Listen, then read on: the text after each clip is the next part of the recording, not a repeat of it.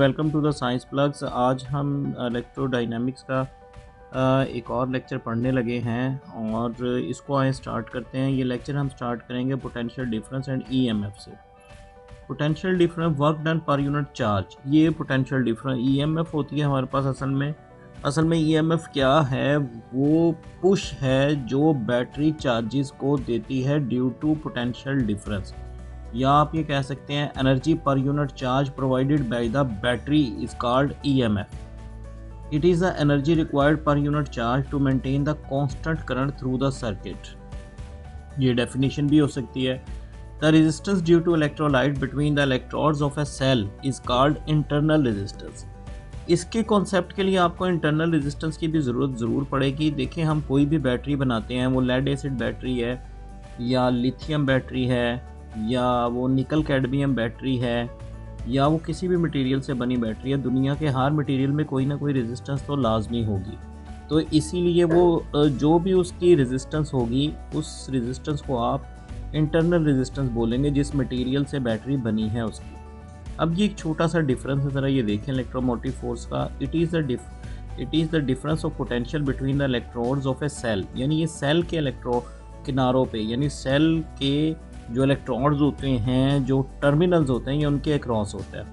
Term is use strictly for the source. EMF सिर्फ source के लिए। असल में आप जब बैटरी बाज़ार से ख़रीदने जाएं और आप किसी दुकानदार को ये बता रहे होते हैं कि हमें 12 वोल्ट की, 6 वोल्ट की या 220 वोल्ट की बैटरी दे दे, तो असल में वो आप उसकी ईएमएफ बता रहे होते हैं, ना कि उसका पोटेंशियल डिफरेंस। क्यों? इसकी वजह ये नीचे लिखी है। It does not depend upon the resistance of the circuit. ये सर्किट के रेजिस्टेंस पे डिपेंड नहीं करती। It exist even know current flows, यानी ईएमएफ तो एबिलिटी है बैटरी की, तो एबिलिटी का ताल्लुक तो करंट के फ्लो होने से है ही नहीं। तो इसलिए ईएमएफ उस वक्त भी प्रेजेंट होती है जब करंट फ्लो ना भी कर रहा हो सर्किट से। इसके इलेक्ट्रोमोटिव फोर्स ज़रूर कहते हैं, लेकिन इसके यूनिट असल में वोल्ट ही होते हैं, क्योंकि ये भी पोटेंशियल डिफरेंस की सिमिलर चीज़ है और पोटेंशियल डिफरेंस ही प्रोवाइड करती है। It's conversion of chemical energy into electrical energy. और ये मोस्टली जितनी मैंने भी बैटरीज की एग्जांपल दी, उनमें यही काम हो रहा होता है कि केमिकल एनर्जी कन्वर्ट हो रही होती है इलेक्ट्रिकल एनर्जी में। It is a difference of potential between any points in the close circuit, यानी पोटेंशियल डिफरेंस बस आम सादा अल्फाज में आप ये समझें कि ये लोड रेजिस्टेंस के अक्रॉस होता है। यानी आपके घर में जितने भी होम एप्लाइंसेस हैं, वो सारे के सारे एप्लाइंसेस जो हैं, उनके गिर्द जो अपेयर होगा वो असल में लोड रेजिस्टेंस होगा। उन एप्लाइंसेस के गिर्द जो भी अपेयर होगा वो दरअसल लोड रेजिस्टेंस होगी। It exist through out the circuit. ये सर्किट में हर जगह मौजूद होता है, लेकिन कब? जब करंट फ्लो कर रहा हो। Potential difference proportional to the resistance between any two points. तो जिन पॉइंट्स के दरमियान आप पोटेंशियल डिफरेंस को मैयर कर रहे होंगे, ये उन दो पॉइंट्स के दरमियान मौजूद रेजिस्टेंस के प्रोपोर्शनल होगा। It exist only when the current flows through the circuit. आप एक घर का फ्रिज, एसी या पंखा या कोई भी ट्यूबलाइट वगैरह ऑन करते हैं, तो जब तक उनके गिर्द पोटेंशियल डिफरेंस नहीं आएगा तब तक करंट फ्लो नहीं करेगा। इसका मतलब ये हुआ कि करंट और टर्मिनल पोटेंशियल डिफरेंस एक दूसरे के साथ कंपल्सरी हैं, लाजिम व मलजूम है।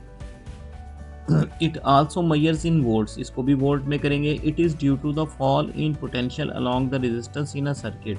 तो ये पैदा क्यों होता है? कि जो पोटेंशियल आता है रेजिस्टेंस के क्रॉस, उसकी वजह से। तो potential difference EMF is a cause and potential difference is it's effect, यानी करंट के फ्लो करवाने की जो असल वजह है वो ईएमएफ है, और उसकी वजह से जो इफ़ेक्ट पैदा होता है दरअसल वो पोटेंशियल डिफरेंस है। EMF voltage in the presence of current is less than EMF, यानी टर्मिनल पोटेंशियल डिफरेंस हमेशा ईएमएफ से कम होगा। क्यों होगा? वो आपको आगे ये इक्वेशन बताएगी। EMF always present even know current drawn from the battery. अब ये देखें, ये ईएमएफ है ई, और आई आर ये इंटरनल पोटेंशियल ड्रॉप है जो बैटरी की अपनी रेजिस्टेंस की वजह से ड्रॉप हो रहा है। तो अगर आप और ये बहुत कम होता है, 0.1, 0.2, 0.5 वोल्ट तक ड्रॉप होते हैं, इससे ज़्यादा नहीं होते। लेकिन even then terminal potential difference EMF से थोड़ा कम ही होता है इस ड्रॉप की वजह से। तो नेक्स्ट देखते हैं जी, अगर ओपन सर्किट हो तो ईएमएफ और टर्मिनल पोटेंशियल डिफरेंस बराबर हो जाएंगे। अगर सर्किट क्लोज हो गया यानी करंट फ्लो कर रहा है तो फिर अभी हमने यहाँ पे डिस्कस किया ना ये कि ईएमएफ हमेशा टर्मिनल पोटेंशियल डिफरेंस से ज़्यादा होगी। और अगर रिचार्जिंग हो रही है तो ज़ाहिर बात है 12 वोल्ट की बैटरी को अगर आप 14 वोल्ट देंगे तो वो कम से कम रिचार्ज होगी ना। तो अगर रिचार्ज हो रही है बैटरी तो फिर टर्मिनल पोटेंशियल डिफरेंस ईएमएफ से ज़्यादा होगा। Maximum power is delivered to the resistance load in the circuit when internal resistance of source equals the load resistance. ऐसा क्यों?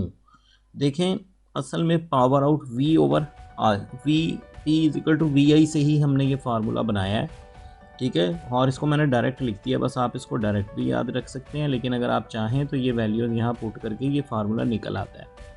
अब स्मॉल आर जो है ये आपके पास इंटरनल रेजिस्टेंस है बैटरी की और ये लोड रेजिस्टेंस है। तो आप देखें जो कंपनीज़ फ़ैन मेकर कंपनीज़ जो हैं मैन्युफैक्चर करती हैं जो फ़ैन, वो लाइफ टाइम गारंटी कैसे देती हैं? वो ऐसे लाइफ टाइम गारंटी देती हैं कि वो लोड रेजिस्टेंस को इतना कम कर देती हैं कि वो बैटरी की इंटरनल रेजिस्टेंस के आलमोस्ट बराबर हो जाए। जब ये आलमोस्ट बराबर हो जाएगा तो देखें डिनोमिनेटर में से क्या होगा कि R माइनस R ये ज़ीरो हो जाएगा, ये फैक्टर, तो हमारे पास ये बचेगा, तो ये मैक्सिमम पावर आउटपुट देगा। इस तरह जो है रेजिस्टेंस कम होने से हीट डिसिपेशन भी कम हो जाएगी, तो जो बैटरी या मोटर है वो जलेगी नहीं, वो ख़राब नहीं होगी, शॉर्ट सर्किट नहीं होगी। तो वो लाइफ टाइम गारंटी इस फार्मूले के तहत आपको दे सकते हैं। नेक्स्ट आप ये देखें जी, इस तरह ये लोड रेजिस्टेंस की बैटरी है हमारे पास और ये इलेक्ट्रॉन का फ्लो एक लोड रेजिस्टेंस से दिखाया गया। इस बैटरी के गिर्द जो भी आएगा, ये देखें लिखा भी है इलेक्ट्रोमोटिव, इस बैटरी की जो कैपेसिटी है वो इलेक्ट्रोमोटिव फोर्स है, और जो इस रेजिस्टेंस के अक्रॉस पोटेंशियल डिफरेंस क्रिएट होगा वो टर्मिनल पोटेंशियल डिफरेंस है, जैसा कि यहाँ लिखा हुआ है। तो नेक्स्ट चलते हैं जी, हमारे पास किरचॉफ लॉ है, it is called current law और जंक्शन लॉ। तो ये पहला रूल है हमारे पास, sum of the inward currents equal to the sum of outward current in case of node. यानी एक नोड की तरफ जितने करंट आ रहे होते हैं उनका सम उस नोड में से निकलने वाले तमाम करंट्स के सम के बराबर होता है। ये फर्स्ट लॉ है और आप इसको भी देख सकते हैं, ये एक नोड है। असल में नोड वो पॉइंट है जहाँ दो या दो से ज़्यादा ब्रांचेज आपस में मिल रही हों। यानी किसी इलेक्ट्रिकल सर्किट में अगर दो या दो से ज़्यादा रेजिस्टेंसेस आपस में कनेक्ट हैं एक ही पॉइंट पर, तो उस पॉइंट को आप नोड बोल सकते हैं, ठीक है। I1 plus I2 is equal to I3 plus I4। Sum of all the currents meeting at a node और जंक्शन इज इक्वल टू 0। तो इसको हम समेशन लगा के भी लिखते हैं, देखें जी, it is a statement of law of conservation of charge. ये law of conservation of charge की असल में एक स्टेटमेंट है, यानी ये first rule law of conservation of charge को फॉलो करता है। Kirchhoff second rule, it is also called the voltage rule और लूप रूल। तो algebraic sum of changes in a potential changes in potential in a close loop is 0। यानी एक ये circuit है हमारे पास, इस सर्किट में 1 2 3 रेजिस्टेंसेस हैं और 2 बैटरीज हैं। तो हमेशा याद रखिएगा करंट का फ्लो हम पॉजिटिव बड़ी बैटरी के पॉजिटिव टर्मिनल से छोटी बैटरी की तरफ लेंगे। तो ये देखें, इसीलिए ये इस तरह लिया हुआ है और ये 5 पोटेंशियल इसमें बन रहे हैं। ये law of conservation of energy को फॉलो करता है। तो इस तरह ये देखेंगे एनर्जी का फार्मूला बन गया, डेल्टा क्यू E1 ये बैटरी है और डेल्टा क्यू V1 यहाँ से इस रेजिस्टेंस की, V2 ये 10 ओहम की रेजिस्टेंस और V3 ये 15 ओहम वाली रेजिस्टेंस का पोटेंशियल है। तो डेल्टा क्यू सब में चार्ज सेम होगा क्योंकि ये सीरीज़ में लगे हुए हैं, तो इसलिए हम इनके फार्मूले को इस तरह लिख सकते हैं। तो आप इसको ये भी कह सकते हैं algebraic sum of all the potential changes is equal to 0। It is a statement of law of conservation of energy. मैंने अभी आपको बताया भी, if the source of EMF is traverse from negative to positive terminal the potential change is positive. यानी ये हमेशा negative से अगर पॉजिटिव टर्मिनल की तरफ जा रहा हो करंट, तो फिर हम इसको बैटरी को सर्किट में पॉजिटिव लेंगे। और इसी तरह if a resistor is traversed in the direction of current the change in potential is negative, यानी ये R1 है, R2 है, R3 है और ये करंट इसी तरह फ्लो कर रहा है कि R1 में से पहले, R2 में से बाद में और R3 में से उसके बाद में गुजर रहा है। तो जो रेजिस्टेंसेस के क्रॉस पोटेंशियल होगा उसको हम नेगेटिव लेंगे, जैसा कि मैंने लिख भी दिया। तो व्हीटस्टोन ब्रिज है जी, आगे इसकी एक एप्लीकेशन है। Electric circuit use to measure the unknown resistance accurately, इसको हम कहते हैं। ये व्हीटस्टोन ब्रिज का मकसद है, डेफिनेशन भी है वैन। और इसमें 4 रेजिस्टेंसेस लगी होती हैं इस तरह, जैसा आपके सामने नज़र आ रही हैं। और इन रेजिस्टेंसेस में जो है इन फॉर्म ऑफ मैश और क्लोज लूप इसको कनेक्ट किया जाता है।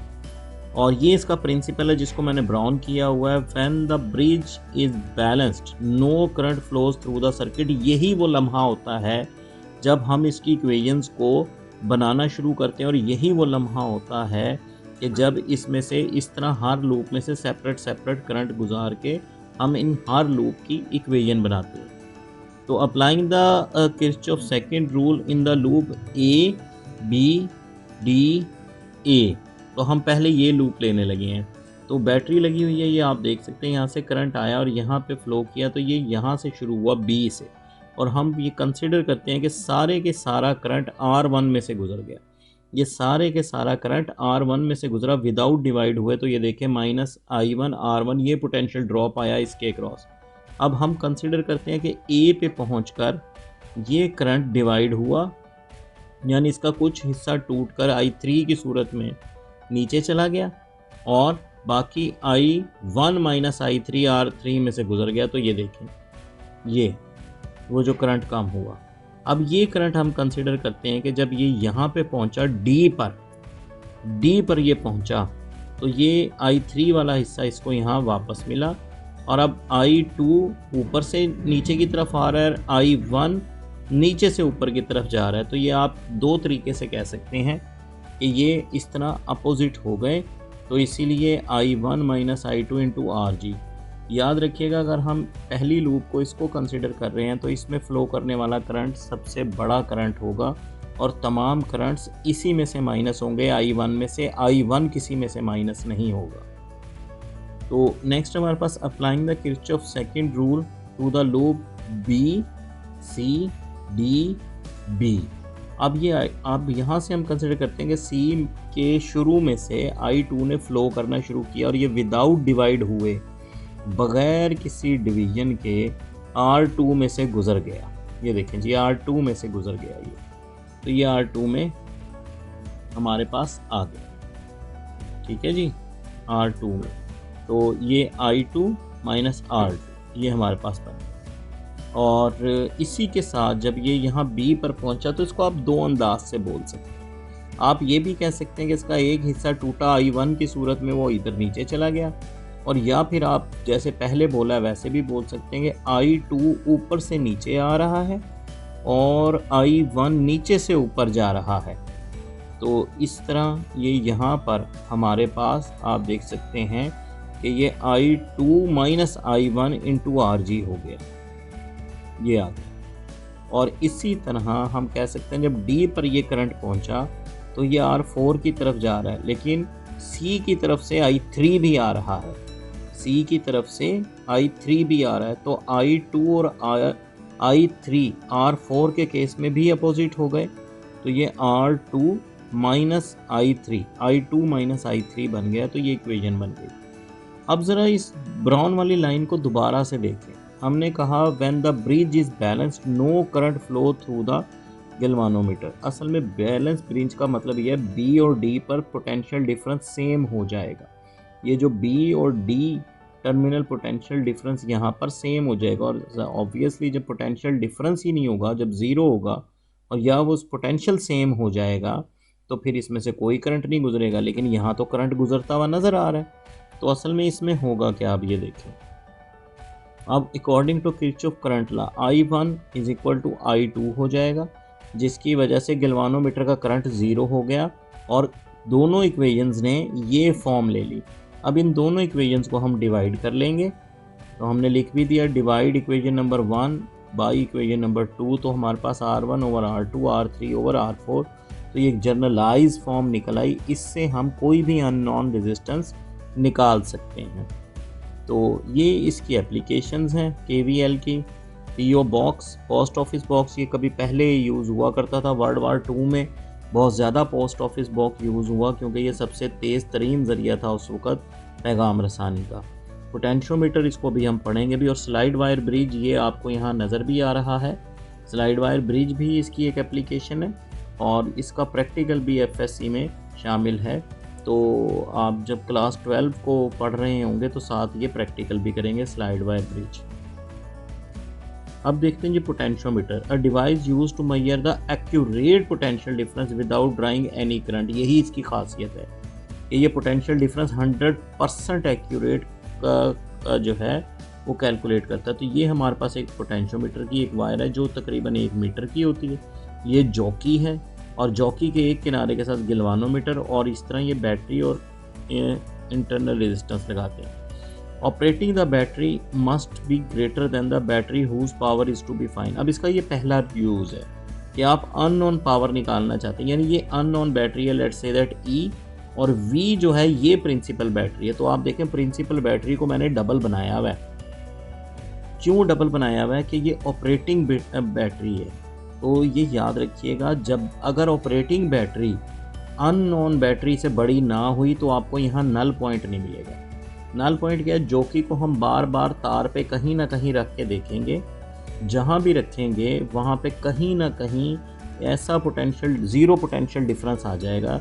यानी इस बैटरी का V का और E का पोटेंशियल डिफरेंस आपस में बराबर हो जाएंगे और वो ही पॉइंट हमारे पास नल पॉइंट होगा, और वही हमने इसमें बार बार जॉकी टच करके ढूंढना होता है। तो जब हमने ये ढूंढ लिया तो एक साइड की रेजिस्टेंस तो हम पूरी वायर की लेंगे जिसको हम कैपिटल R कह रहे हैं, और जहाँ पे नल पॉइंट मिलेगा उससे एक साइड के रेजिस्टेंस को स्मॉल r कहेंगे, जैसे ये है। और अननोन बैटरी की रेजिस्टेंस को EX कहेंगे, X यानी अननोन। तो ये कैपिटल L यानी टोटल लेंथ, और ये स्मॉल l वो लेंथ है जहाँ पर आपको नल पॉइंट मिला। यानी फ़र्ज़ कर लिया कि यहाँ से लेके ये यहाँ तक, ये J से लेके यहाँ तक, ये जो छोटा डिस्टेंस है ये क्या, स्मॉल l है। तो ये याद रखिएगा। और इसमें एक और एहतियात भी करनी है कि बैटरी के दोनों टर्मिनल्स दोनों बैटरीज के सेम साइड पे हो। यानी अगर E का पॉजिटिव टर्मिनल राइट साइड पे है तो V का भी पॉजिटिव टर्मिनल राइट साइड पे ही होना चाहिए, वरना तब भी ये सर्किट गलत हो जाता है। दूसरा इसका यूज़ है where the length is equal to the resistance.